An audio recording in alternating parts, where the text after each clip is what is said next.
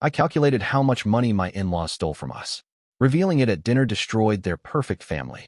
I, 32 am, have been married to my wife for 5 years now, and every summer her family has this tradition of going on a 2-week vacation together. When I say family, I mean her parents, her 3 siblings, and their spouses. The first year I attended, I noticed something odd about how expenses were handled, but I brushed it off. Now, I wish I hadn't. Here's the thing. There's this unspoken rule that all the spouses who married into the family are expected to cover pretty much everything during the vacation. Hotel rooms, meals, activities, everything. The biological family members don't spend a dime. At first, I thought maybe this was just how they did things, and since I make decent money as a software engineer, I didn't want to rock the boat. This year's vacation was at an expensive beach resort. The first red flag should have been when my father-in-law booked the most expensive rooms without consulting any of us who'd be paying. But what really got to me was overhearing my mother-in-law and sister-in-law laughing about how they haven't had to pay for a vacation in years thanks to their wonderful spouses. I did some digging and discovered this tradition started 3 generations ago when the family was struggling financially. The story goes that a wealthy man married into the family and paid for everyone's vacation as a gesture of goodwill. Somehow, this morphed into an expectation that all spouses should do the same. The breaking point came during the first dinner at the resort. Everyone had ordered the most expensive items on the menu without a second thought. My brother-in-law's new wife looked absolutely mortified when she realized she was expected to cover the bill for 8 people.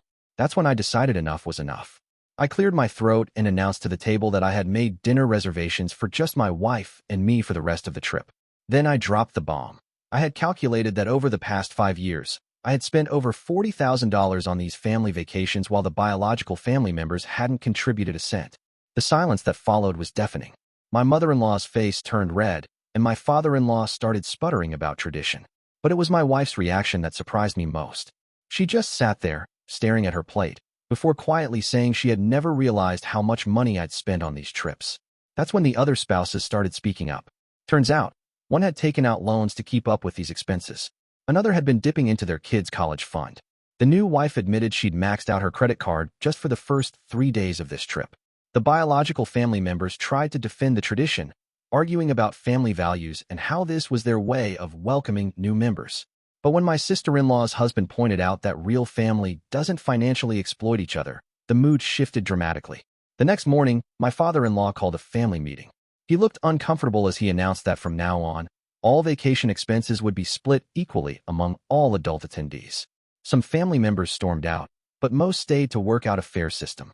My wife later told me that no one had ever challenged this tradition before, and while some family members might never forgive me for ruining their free rides, she was proud of me for speaking up. She admitted she'd always felt uncomfortable about it, but had been too afraid to say anything. The vacation continued, but with a completely different dynamic. Some family members left early, claiming we destroyed their family tradition.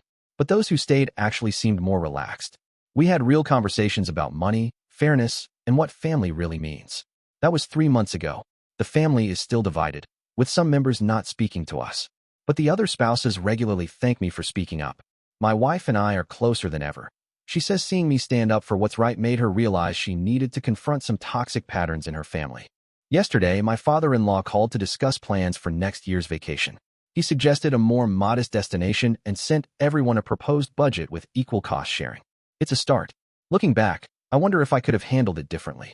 But watching my brother-in-law's new wife silently cry over that first dinner bill made me realize that sometimes traditions need to be challenged, even if it means facing backlash from people you care about. Did I destroy a family tradition? Yes. Do I regret it? No. Sometimes the hardest conversations are the most necessary ones, and sometimes being family means having the courage to say this isn't right, even when everyone else is pretending everything's fine.